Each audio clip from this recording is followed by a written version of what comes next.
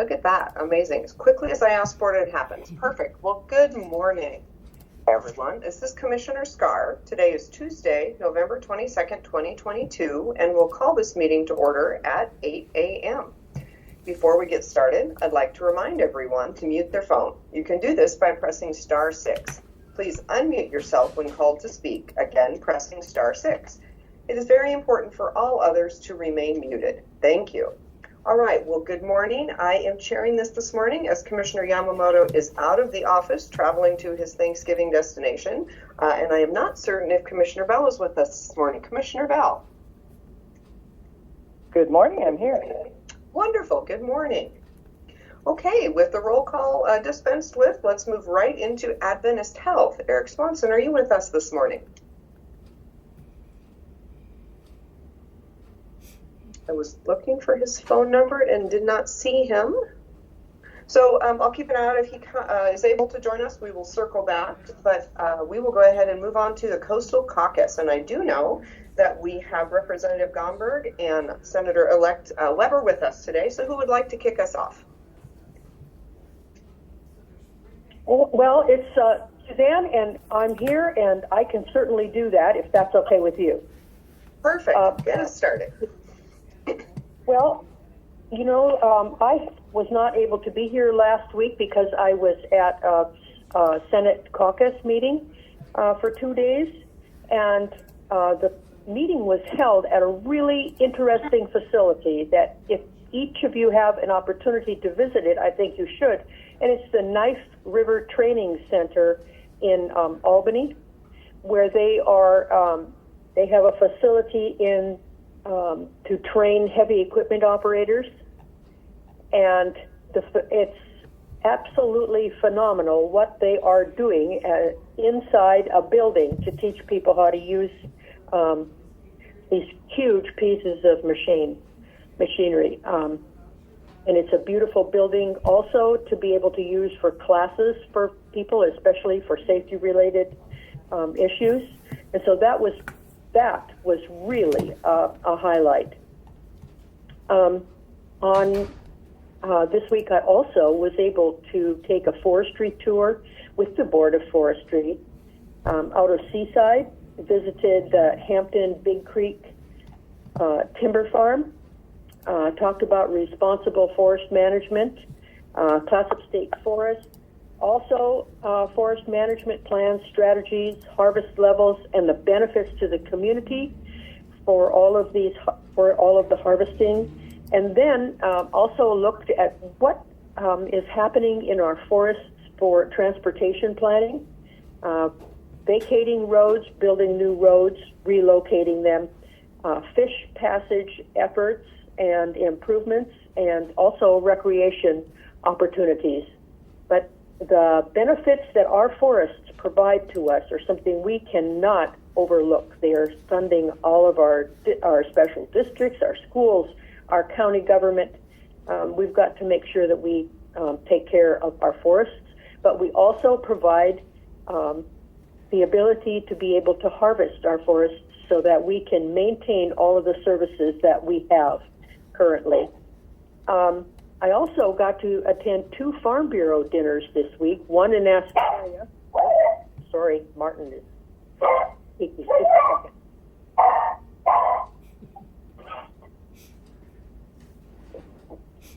I'm back. Martin's outside.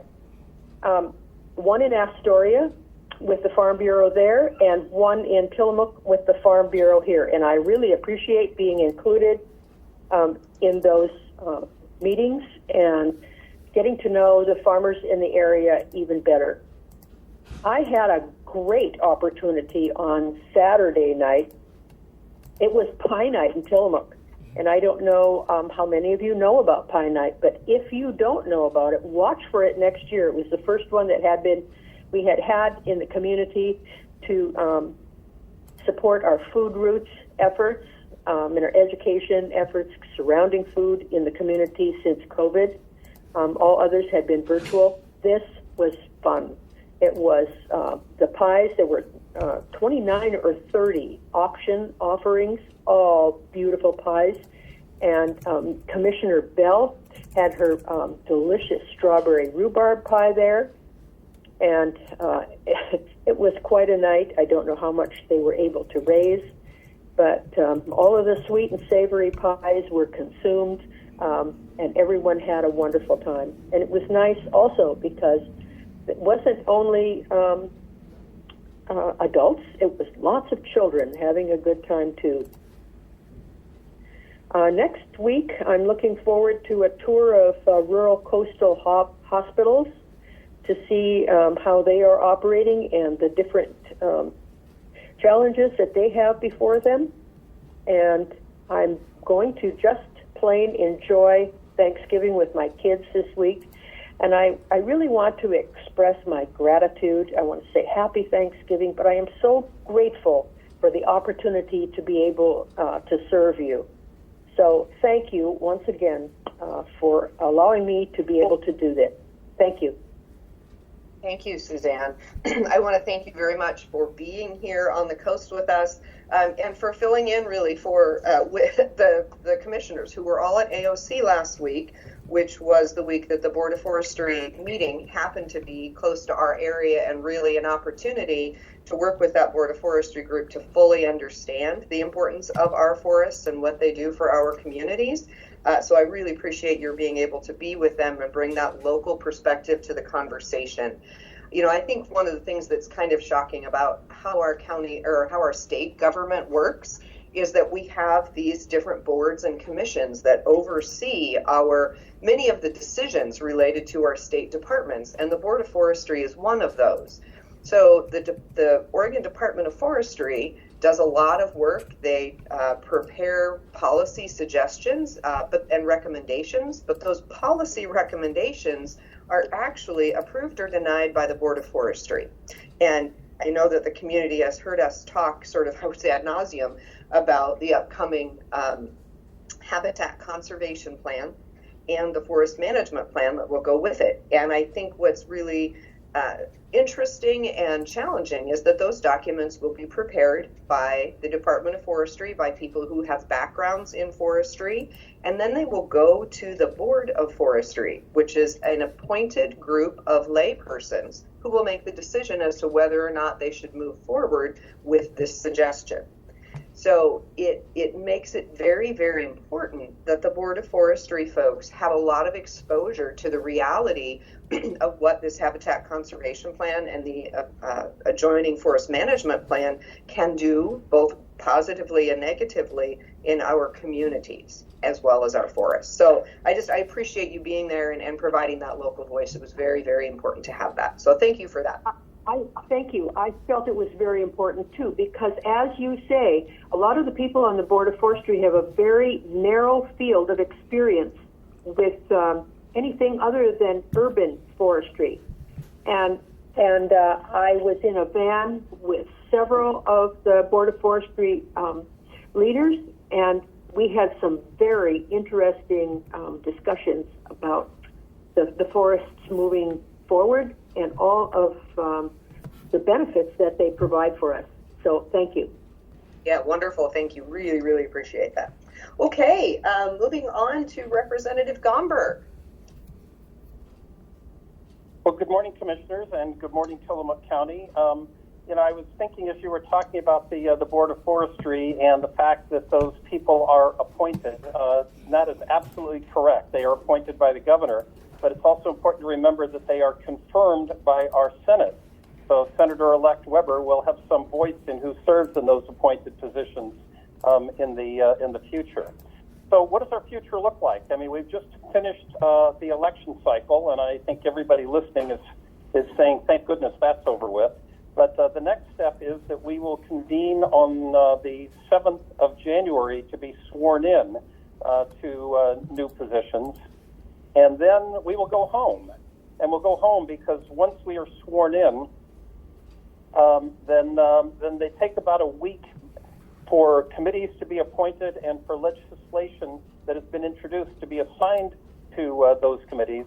And then we come back in on the 17th of January to begin the 6-month-long 2023 session, where we will write laws, enact policies, but also adopt a 2-year budget. By the way, Senator-elect Weber was talking about her being at a retreat with the Senate Republicans. I am not a senator, of course, but I'm aware that the Senate Democrats at the same time were meeting here at the coast, and they selected their nominee for president of the Senate.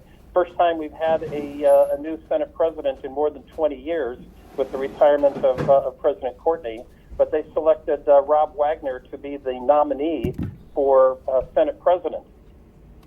And I say nominee because that is technically and fairly correct, but it's also kind of a formality when the Senate convenes, when they formalize that selection, because since the Democrats have a majority currently in the Senate, then they will have the most votes to determine who the Senate leadership will be, and it's almost a certainty that Senator Wagner will become the Senate president. So I wanted to talk for a minute about the revenue forecast that was unveiled this past week. You know, a revenue forecast is when we get our state economists, the certified smart people, who are supposed to look at all of the different indicators and give us their best sense of where the economy is and where the economy is going. Now, I just need to say that I think that's becoming an increasingly difficult, almost impossible job to project down the road over the horizon what the economy is going to look like when so much of that economy is outside the scope of our control. We don't control international fuel prices. We don't control whether there are conflicts overseas, pandemics, how those pandemics affect things, or forest fires. I mean, certainly we strive to control forest fires, but be that as it may, all of those things affect our economy, and we now need our economists to tell us what the economy is going to look like 2 years down the road. And under Oregon law, if we can't spend more than we bring in, so if they estimate too high, then we're going to have to cut programs because we won't have the money to pay for them. If they estimate too low under Oregon law, they have to give the additional money back to taxpayers in the form of the Oregon kicker. And we're the only state in the nation that has a law that says if you bring in more money than you expected, you don't spend it, you don't put it in the bank, you give it back to the taxpayers. So what did our economists say this past week? They said that currently the economy is strong, and we're going to be bringing in more money than we expected to, and the kicker is going to be larger anticipated 3 months ago when they had the last revenue forecast. That kicker is now at about $3.9 billion that will show up as credits when people fill out their taxes between now and next April, and they'll be getting a deduction in their taxes to reflect that money that was already collected by the state. But the other thing the economists are saying is they're expecting a mild recession, to address inflation, that interest rates are being increased, that could have result in job losses and other changes in the economy. And they're saying as a result of that Oregon's general fund will likely face a $3 billion shortfall, or I should say $3 billion less than we're currently bringing in. So, I mean, that's the paradoxical situation that we're facing, where on one hand, we're returning $3 billion to the taxpayers, nearly $4 billion. At the same time, we're looking down the road at having $3 billion less to spend on schools and public safety and highways and other state expenditures. So that's where we are economically, and it'll be the task of the budgeting committees where I serve in the legislature to try and sort all of that out. I wanted to share with all of you that I had dinner last Friday night with Treasurer Tobias Reed, the Oregon State Treasurer, and we talked a lot about rural infrastructure. We talked about investments in rural economies. We talked about seismic preparations and disaster awareness, and we talked about his proposal to disinvest Oregon's pension fund dollars in fossil fuels. The Treasurer is proposing that the money that we have in our pension fund, about $90 billion, when we invest that and try and maximize our returns, that we, all things being equal, we should not be putting it into fossil fuels like coal and fracking, where some of that money is currently invested. Now, first of all, let me make it clear that the law says that we need to maximize returns. So his proposal is that all things being equal, we put money someplace other than fossil fuels. Second thing is, going back to this idea that we have appointed boards and commissions, he doesn't get the final say on this. It has to be approved by the Oregon Investment Council, and so his proposals going forward, we'll be hearing more about that in the coming weeks. The final thing I wanted to mention is a really interesting piece of news that I read this morning, and it has to deal with this question. What happens if you were arrested and convicted of a crime several years ago for something that is no longer a crime? Should that arrest and conviction remain on your record? And if it remains on your record, that makes it harder for you to get a job, to get a security clearance, to get a mortgage, to get a loan. All of those things come into play when you are asked whether or not you've been convicted of a crime. And what we're talking about here is cannabis. It's marijuana. People who were convicted of possession of less than an ounce of cannabis prior to 2016 and have that on their records, even though it's no longer a crime in Oregon. And we're not talking about people that we're producing. We're not talking about people that we're selling. We're not talking about minors or people under the age of 21. We're talking about people over the age of 21 who were arrested and convicted of possession of an ounce or less of cannabis prior to 2016. And Governor Brown, as her term winds down, has just announced that she is going to have those convictions expunged from people's records so that it doesn't affect their employment applications, their loans, and their rent opportunities going forward. She's going to have that taken out of their records, and that's expected to affect more than 40,000 Oregonians that do have those convictions currently on their records. So there's a couple of pieces of news that I thought were relevant to share with people this morning. As you know, come the new year, district boundaries will be changing, so you won't have to suffer through my weekly reports for much longer. I think I'm with you for about 4 more weeks, and then the line's changed. And Representative-elect Javity should, I hope, be joining you very soon to pick up the slack and talk about the Oregon House. And we'll have Senator Weber to talk about the Oregon Senate. So that's what I've got for you this morning, except to echo the sentiment that it's Thanksgiving week. I wish everybody a happy, loving, warm, and embracing Thanksgiving. We've got so much to be grateful for. The weather is, of course, turning, and I'm urging people that as they're traveling to those Thanksgiving gatherings to do so patiently and cautiously. There'll be a lot of people over here at the coast, and they're not familiar with our driving conditions as well as we are. So watch out for the visitors and have a wonderful holiday week. Thank you, Representative. Appreciate your report. I did not ask if there were questions for Senator-elect Weber, but if there are questions for either of our elected folks here that are with us from the Coastal Caucus, please jump right in. Commissioner, Okay. Mary Faith. Yes. I don't have a question, but I had a couple of comments about Representative Gomberg's report. And one is that we haven't talked about this, but I want you to know that we would very much miss you on this call, that your participation on this call is wonderful and always informative. I always learn something. It's thoughtful and interesting, and I hope that you will consider, because you let us know a couple weeks ago that you would continue in a leadership role with the Coastal Caucus. I hope that you would consider continuing to join us on this call representing the Coastal Caucus. So I'm just throwing that out there. I hope you'll consider it.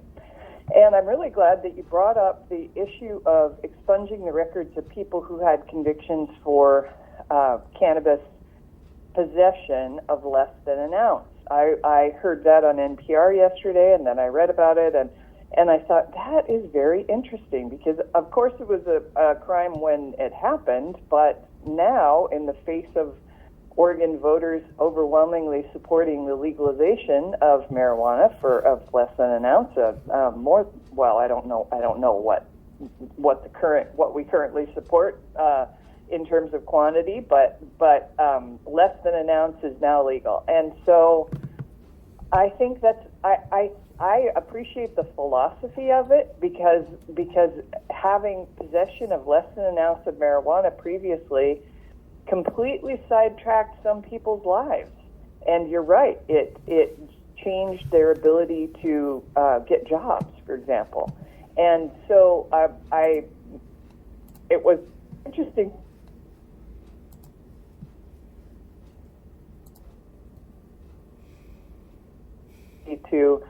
to have a clean slate and start over and not drag that conviction around with them. And so I applaud the governor's decision, and I support that, and I felt glad for people in our community or in our state who may now have a chance at a fresh start because of that action. So that's what I wanted to say. Thank you. Well, thank you. Again, 40,000 Oregonians on that list currently. And I appreciate your kind invitation to join you on Tuesday mornings. I'll give that some thought. But I'll remind you that we publish a newsletter still every Monday morning. And even if you're not in the confines of my new legislative district, you're welcome to continue to subscribe. We're not going to increase your subscription fee. I hope you smile when I say that, because we don't charge for those newsletters, of course. But I hope that anybody listening who wants to will sign up for my legislative newsletter, and we'll continue to send those out, even into Tillamook County. Oh, thank you. I did receive mine yesterday, and that did make me laugh. Thank you. Agreed. I received mine as well, and they are extremely informative. So I would encourage anyone who is not on the mail list for his updates to do so. It is very informative. Okay, well, thank you to the Coastal Caucus. Very much appreciate you being here as always. And let's move on. So we have the Tillamook County Community Health Center, and I know Marlene is out this week. So Ed Colson, are you with us?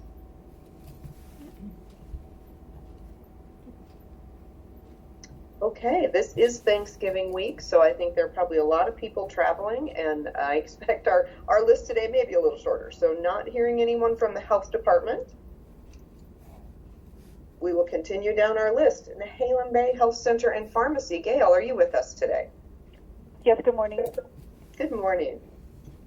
Thank you. I have 4 announcements this morning: flu shots, holidays, community survey, and open enrollment. First is here at the Nehalem Bay Health Center and Pharmacy. We know it's going to be a high flu season. We are offering flu vaccines for anyone who needs them. And in terms of the COVID boosters, we are waiting for our allotment from the state. And when we do receive, we will ramp up on administering those when we receive them. Our contact information here for flu or the boosters when they're available, 800-368-5182. Excuse me. Our holidays this week, yes, we will be closed Thursday and Friday for Thanksgiving. Community survey hours. We are seeking feedback from the community to make sure our current hours of operation meet their needs of the patients and other community members. If you have thoughts that you would like to share, the survey is available on our website. And finally, open enrollment. It is open enrollment season for individuals who need health insurance. Our outreach team is holding an information session to help people sign up for Oregon Health Plan or find another plan that meets their needs through the Oregon Health Insurance Marketplace.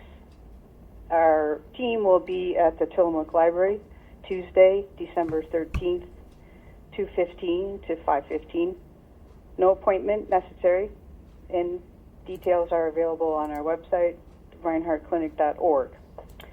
And enrollment navigators will advise on Medicare, but they will only refer to agents certified through Oregon's Senior Health Insurance Benefits Assistance Program.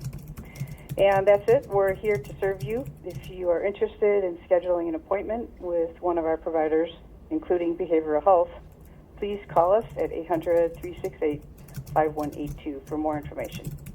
That's it for this morning. I'd like to wish everyone a blessed Thanksgiving and a safe one, too. Thank you. Thank you, Gail. Appreciate that. Okay. Moving on down the line. Tillamook Family Counseling Center. Frank. Good morning, commissioners and all. Good morning. Frank Williams, Director Tillamook Family Conference Center, behavioral health services for Tillamook County residents. You can reach us for information, information regarding appointments or any services by calling 503-842-8201 or 1-800-962-2851. I don't have a big report for today, but what I will say is that we are also closed on, we will be closed on Thursday and Friday, and returning for most services on Monday, and but also that crisis response remains 24/7, and if there are concerns, a behavioral health crisis or some concerns about that require some support, a clinician on call will be available 24/7. So please, by calling those numbers, 503-842-8201 or 1-800-962-2851, and that would put you in contact with the person who is the clinician on call. So wish everyone a happy holiday, and we are available in the community if you need to reach us. And I'll take any questions if anyone has any. Thank you, Frank. Appreciate that. Any questions for Frank? Okay, excellent. Thank you so much. And I appreciate you putting the emergency numbers out there, because with the holidays, it doesn't mean that folks' need for support stops. So just our community continues to have that available, and I hope everyone has that number handy if they need it. Okay, moving on to the Sheriff's Office. Sheriff Brown, are you with us this morning? Commissioners, Under Sheriff Kelly. Thank you, Under Sheriff. Go ahead. The sheriff wasn't available this morning, so I'll stand in for him. Nothing really to report. I just wanted to wish everybody a happy Thanksgiving.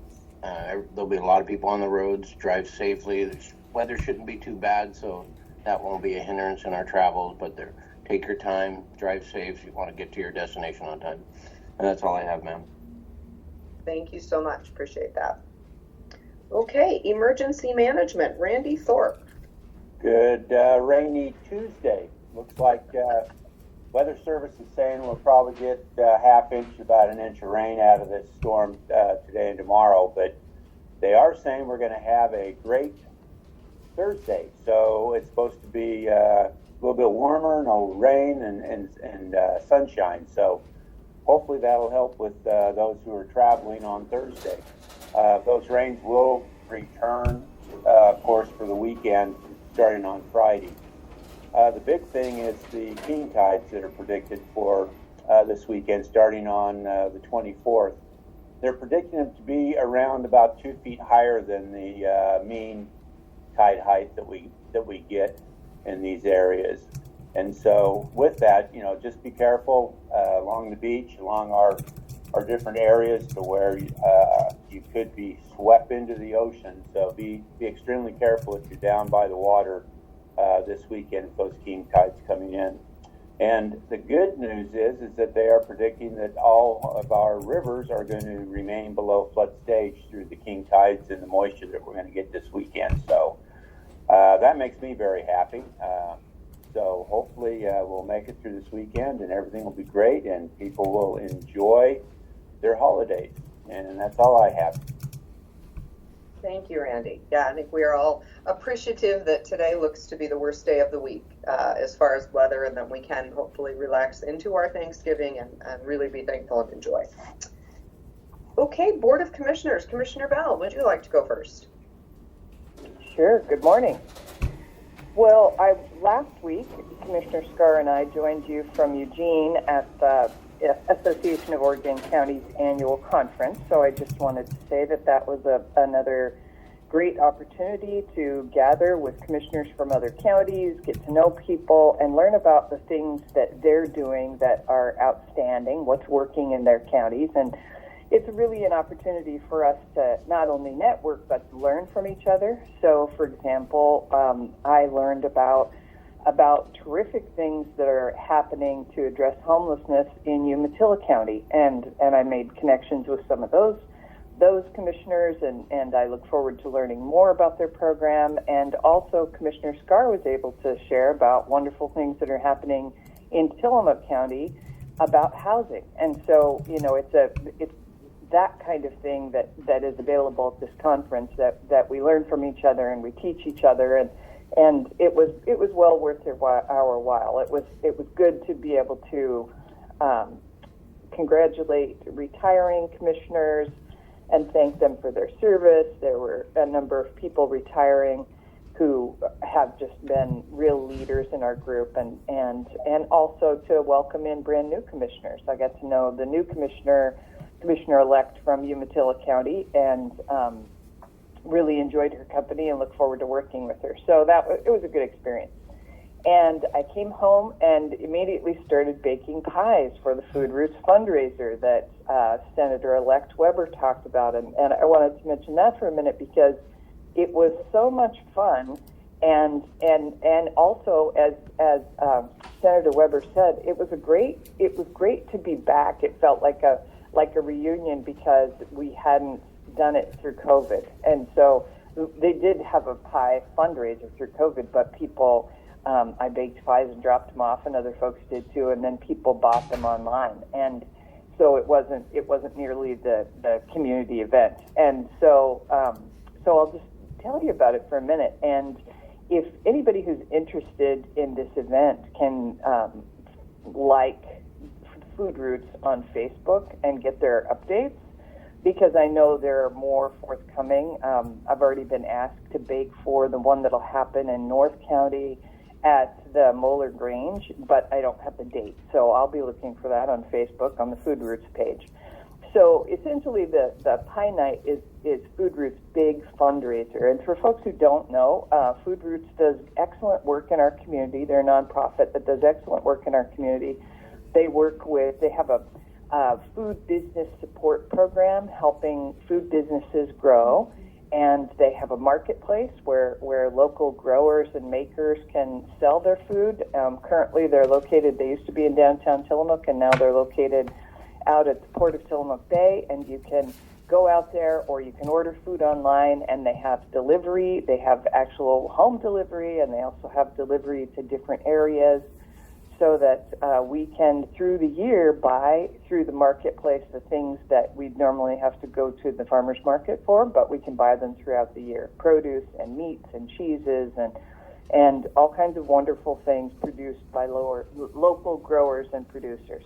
And they have a school program that I think is really exciting, where they work in 6 schools in the county, helping children learn to grow food, and teaching children about growing their own food and about local healthy food.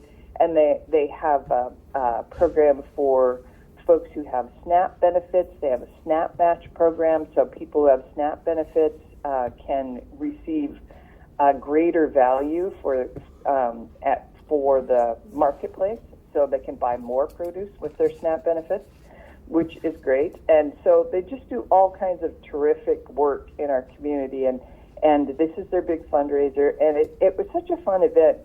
For me, as someone who loves to bake, it's the ideal way to participate and contribute, because I got to spend some time baking, and one of my pies was shared in the feast, and the other one was raffled off, and I think it sold for $500. It might have been $550. So it's a wonderful way for bakers to contribute, and also it was just a lot of fun. So they had this one at Pacific Restaurant in downtown Tillamook, and Nelia, as ever, was an outstanding hostess, and she's so generous, and it's such a wonderful space to have events. And so there was a pie feast. So the pies that were auctioned off went for a lot of money. They went for anywhere from $100 to $500, and there may not even have been any sold for $100. They may have all been over $100. so I'm looking at my program where I made notes. There's ones that maybe the lowest one was $130 or something, and they went up over $500. So people had a lot of fun, and they bid generously on these pies to support the good work of Food Roots through the year. And then additionally, even if you weren't going to buy a high dollar pie, it was an all-you-can-eat pie feast. And so there were savory pies for dinner and a beautiful salad and focaccia bread from Pacific. And so people could fill up on savory pies, which were really a treat. There was a fabulous chicken pot pie and shepherd's pie and some vegetarian pies. And then we had the auction, and Kalen Cisco, Kalen from the Y, was the auctioneer, and he has such great energy, high energy. It was really very fun, and also he told a very touching story about food insecurity in his life as a child, and he shared with us that that's why he's there, that he wants to do everything that he can do to make sure that kids in Tillamook County have the food they need. And that was very touching to me, because I also grew up as a very poor child who did not always have enough food. And so it was there. I'm sure there were a lot of us in the room who had that feeling, like we know what it felt like to be that child, and we don't want local kids to have to go through that. And then there was also a dessert pie feast, because bakers provided dessert pies, and those were cut up and shared. So whether or not you bought an auction pie, you left there completely stuffed with pie. You had as much pie as you could possibly eat. And there was great music by the Oak Bottom Boys, who I'd never heard before. So altogether, it was outstanding. I heard from Lauren Sorg, who's the executive director of Food Roots, that it was their most successful pie night event ever. So congratulations to our community. Kaylin kept saying, I am so blown away by this community. This community is so generous, which, is his experience also with the Y fundraiser. And it's true. Our community is so generous. It's one of the things that I love about our community, that we really go all out to share our resources, our talents, our time with other people in our community to help make each other's lives better. So I'm thankful. I'm thankful for my community, and I want to wish everybody a fabulous Thanksgiving. I am going to Alaska to spend Thanksgiving with my brother. My sister and I are both going, and he moved up there in June, so not even a year yet. And so I'm going to have a fun Thanksgiving in Alaska with my brother and sister, and I won't be on this call next week. I just realized that I will be on a ferry. My brother lives on Prince of Wales Island in Alaska, and I'll be on a ferry between Prince of Wales Island and Ketchikan next Tuesday at this time on my way home. So I'll look forward to sharing this call again in a couple weeks. Happy Thanksgiving, everyone. Thank you, Commissioner Bell. Okay, I will talk just a little bit about the Association of Oregon Counties Conference. It is, as Commissioner Bell stated, a wonderful opportunity for us to connect with our peers from across the state and to learn from one another. It's also an opportunity to we had some of our meetings that we needed to have. For example, the Council of Forest Trust Land Counties is an organization that Tillamook County is a member of, relating, of course, to the state forest lands. And it was an opportunity for us to have our annual meeting where we were able to set our budget for the year and elect our officers and our voting members. And I will continue to be a voting member of the Council of Forest Trust Land Counties, and Commissioner Yamamoto will continue to serve in a leadership role on that committee. It's a very important committee because, as we spoke about with Senator-elect Weber this morning, our forests are such a crucial economic piece of our community. So we were able to hold that meeting while we were there.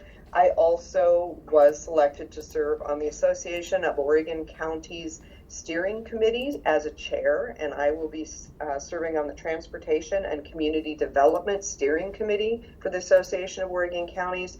And what's really crucial about that is, as both of our Coastal Caucus members talked about, we are going into the legislative session. That will be a 6-month long, just flat out run, I know, for them. And also for AOC and the lobby arm of that organization. Because during that 6 months, there will be certainly 3,000, 4,000 bills introduced into the legislature that may have impacts for our counties. And so their lobbying folks are working very hard to keep an eye on every single one of the bills that is introduced, to really go through it, look for impacts to counties. If they find impacts to counties, they then come back and engage with our steering committees. And so as a chair of a steering committee, I will become very, very familiar with all of the bills relating to transportation and community development. I will be traveling to Salem to provide testimony, as well as potentially Zoom testimony, depending on how that all works, but really keeping an eye out for both bills we want to support because they're going to be beneficial for us, and bills that we want to make sure that we share our opposition to because they will not be beneficial and perhaps damaging to us. So I am, I guess, pleased to be able to step into that role and to really, kind of up our game for Tillamook County to make sure we are at the tables around those two issues, transportation and community development. Community development includes land use related to housing, which, as most of you know, it's one of the areas that I have a great deal of interest and am really pushing hard to make sure that we can make opportunities available to build housing. So I look forward to serving on that committee. I think that will be very, very beneficial for our county. A couple other things from last week.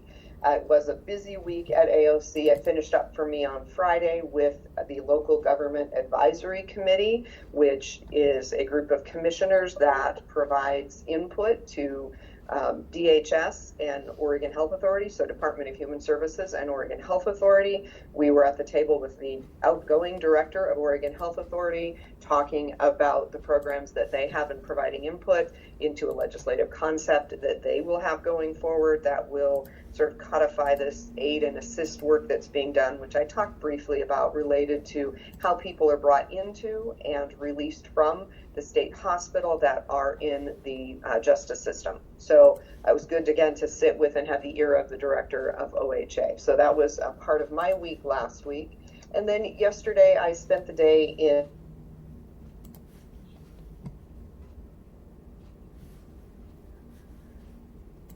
oversees Tillamook County's Oregon Health Plan Services, and we did our annual retreat looking at what's coming in the next couple of years.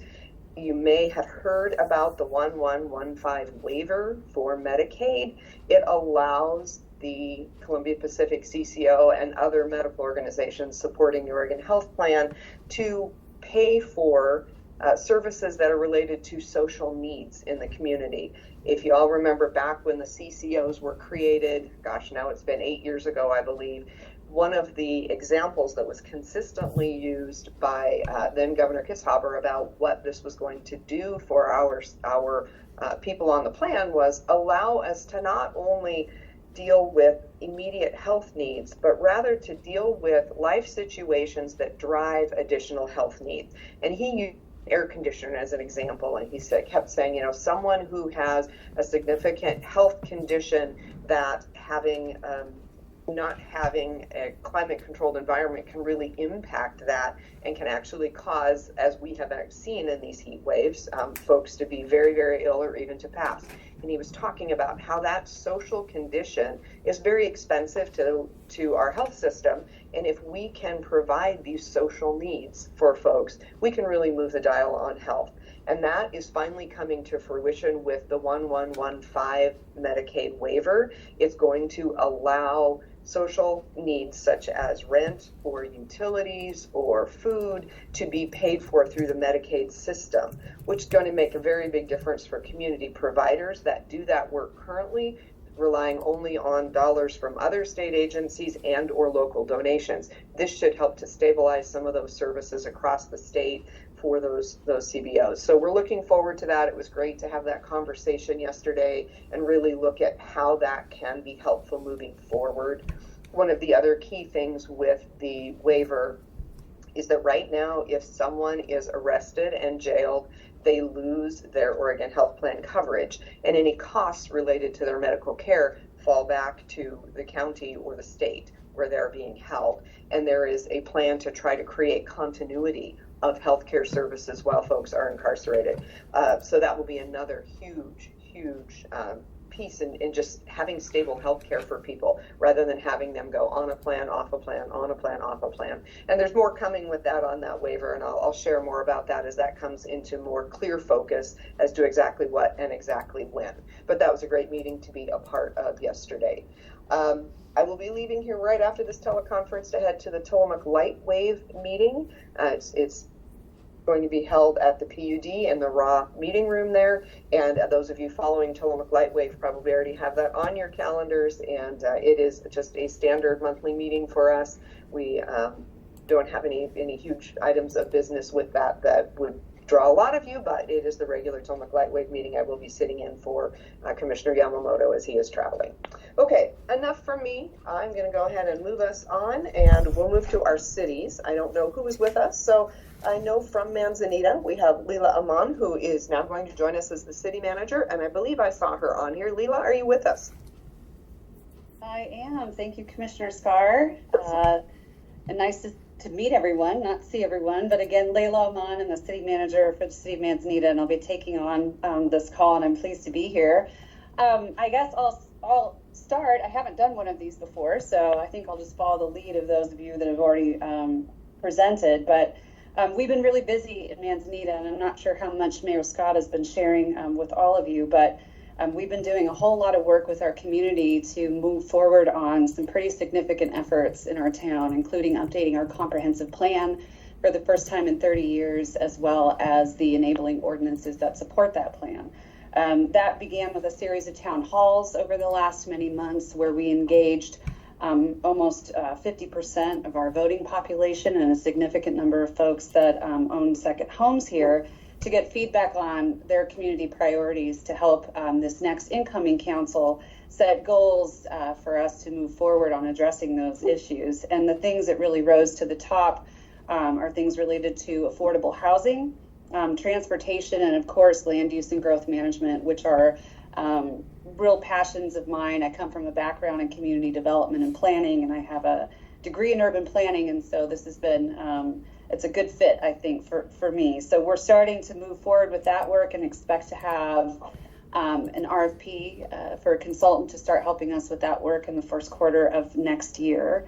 Related to that, I'm pleased to say that Manzanita is the first city in Tillamook County to have adopted the county's housing tax abatement. So I want to express my gratitude to the county for their leadership in making that something that was extremely easy for cities to do, because the county had already worked with the voting or the taxing jurisdictions to get that approval. It made it really simple for us to do it at the local level. So we just had our second reading of that ordinance at our council meeting in November, and we are now able to offer that to the community at large. And I should say, just anecdotally, I've been having a number of conversations with affordable housing developers who were very interested in coming to our town. So I'm excited for that.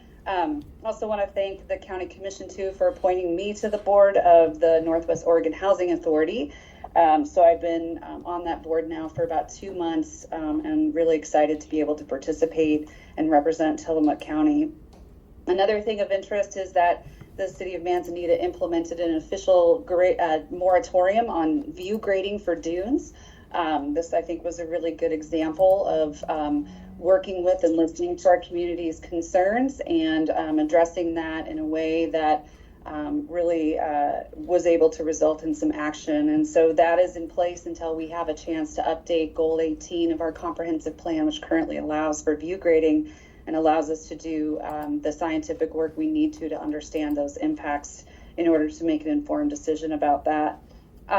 We also council just approved a construction manager general contractor for the development of our City Hall project. That's actually a pretty big step for us, and I'm pleased to say that we were able to select Cove Built, which is a local North Coast contractor.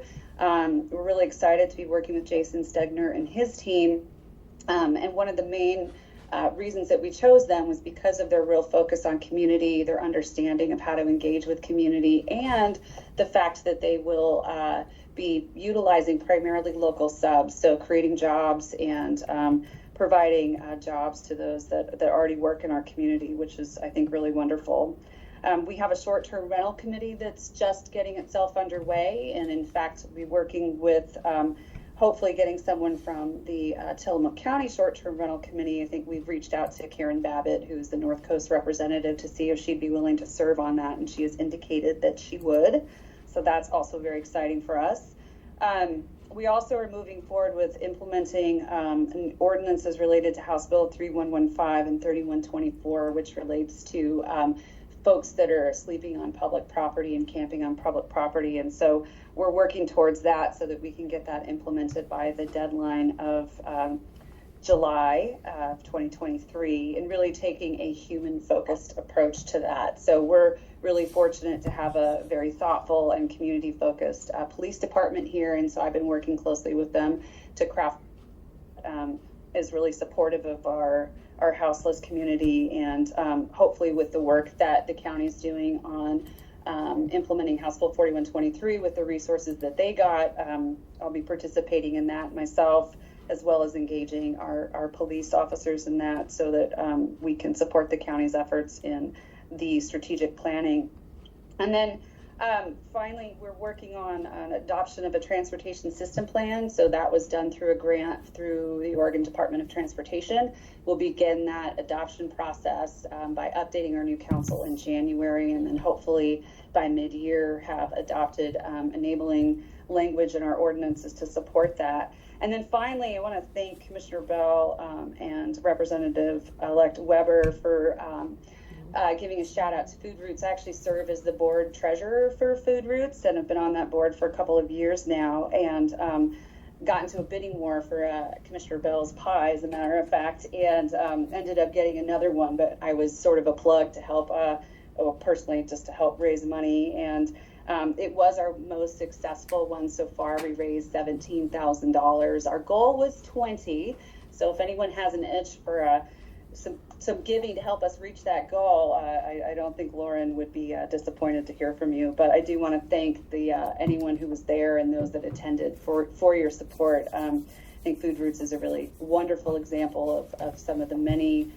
thoughtful and really wonderful community organizations we have out here that support folks. So with that, I will step back and thank you for your time. Thank you so much. Appreciate that. And I'm super excited to hear that you are on the second reading for the property tax abatement. And just for those who were listening, that is a developer incentive. It can be used for any properties, that multi-family properties that are willing to leave those units as affordable, meaning up to 120% of area median income. So that includes not only traditional affordable housing, which has an income cap at 60%, but it includes that 60% to 120% of area median income. That's solidly in the workforce window. But that little abatement of the property taxes for 10 years can make a project affordable to build for a developer that otherwise would not be. We have one developer so far that's used it in the county, and it was critical to them being able to actually get their bank financing because it made their income to debt ratio work. So it's really an important tool, and I'm super excited to have our cities join us in using that for developer incentive. So thank you so much. That's exciting. Okay, we'll keep trucking here. Nehalem, do we have Melissa Thompson Kiefer with us? I didn't see her phone number. How about for Wheeler, Mayor Doug Honeycutt? For Rockaway Beach, Mayor Sue Wilson. For Garibaldi, Mayor Tim Hall. For Bay City, Mayor David McCall. Okay, I know I saw City Manager Nathan George's phone number on here. Nathan. Good morning, Commissioner. You hear me okay? Good morning, we can. Good, thank you. I was so excited to hear one of my colleagues on here, Layla from Manzanilla. That was fantastic. One of my city manager colleagues. Everyone's my colleague. Yes, thank you very much. I do have several things. First of all, I wanted to update the community on the council meeting last night. There were only a few things on the agenda. We held the second reading and adoption of an ordinance amending selected sections of the city's zoning code for regarding sign standards and requirements. Essentially allows for larger signs for businesses within certain commercial zones. So that was approved and all went through well. Second of all, we had our police, I shouldn't say annual, it's currently every 3 years, but we have a police department labor union contract with the International Brotherhood of Teamsters, which the city had negotiated with the labor union, was very successful, and last night council approved the final contract. So all was good, and going in place, we had our financial report, and we had update on planning commission and tour update, and that information is available to the city if anybody has any questions. Also, council had some comments. Wanted to just send out congratulations to our soccer players and all the good work they're doing. Reminder to be safe when you're driving. And then we had an executive session, which is closed to public. That was at 8 o'clock. So, second of all, I wanted to share on the Public Works Department, the crews are preparing for a holiday events in Tillamook. If you haven't seen them already, drive by City Hall. Decorations are going up. The tree is up, although it's of course not lit yet. Crews successfully responded to and repaired a leak on a 24-inch water main line at the Port of Tillamook Bay Industrial Park. This leak was caused by a failure in old pipes and results in a loss of over 100 gallons of water per minute. So I'm very excited. We're happy that they got that done and excited. And door hangers and water turnoffs due to non-payment are done last Tuesday and Wednesday. I had a comment from a counselor a few weeks ago just kind of wondering about the process. And it is a long process. If you don't pay your bills, if you have any questions, you're more than welcome to talk to the city and ask us.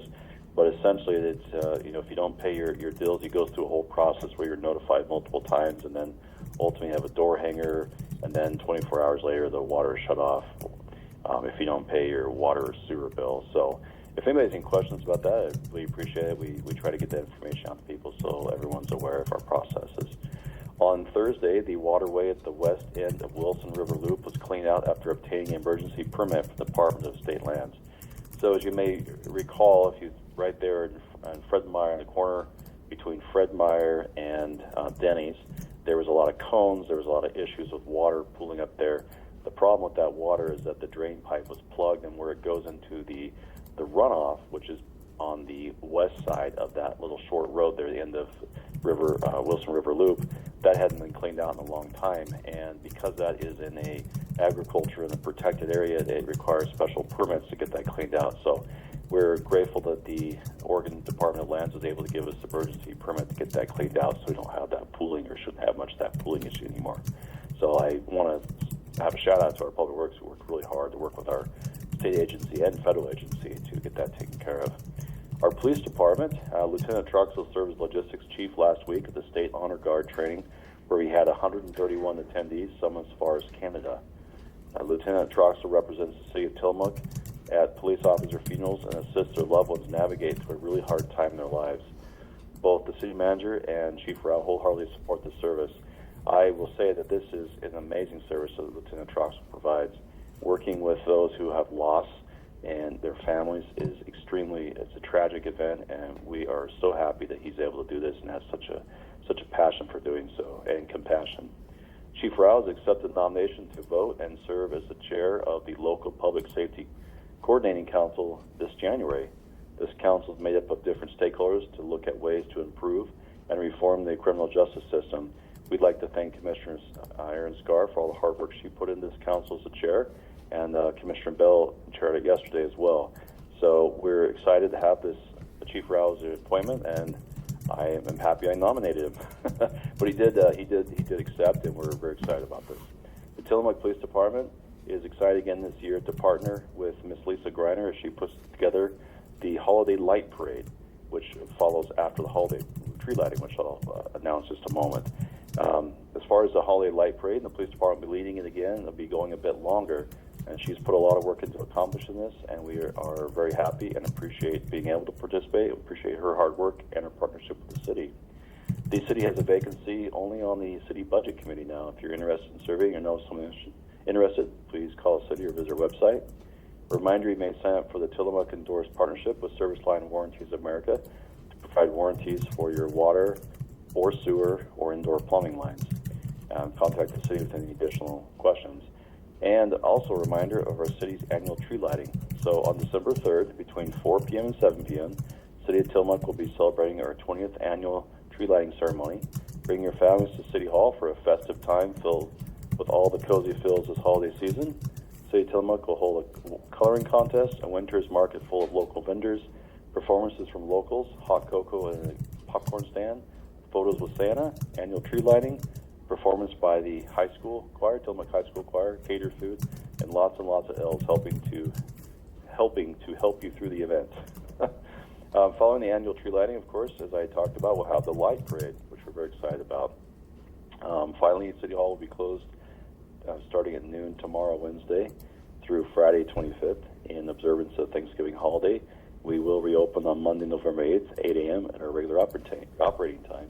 That's all I have, Commissioner. Thank you so much. Thank you, Nathan. Appreciate those updates very much. Okay. And a big thanks to Chief Ralph for stepping into that chair position for the local public safety coordinating committee. That is a wonderful opportunity for us to really look at our systems relating to law enforcement and criminal justice. So I appreciate his willingness to serve.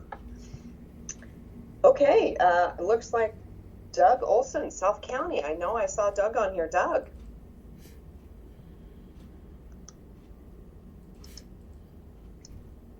Oh, maybe he had to jump off. I know he will be joining me at the Light Wave in about a half an hour. So it looks like perhaps he had to jump off. So we have made it through the entire county. I want to thank everyone for participating today. I want to thank KTIL for broadcasting. And I just want everyone to go and have a fabulous Thanksgiving. Enjoy the long weekend. And we will be back at it next week. Thank you.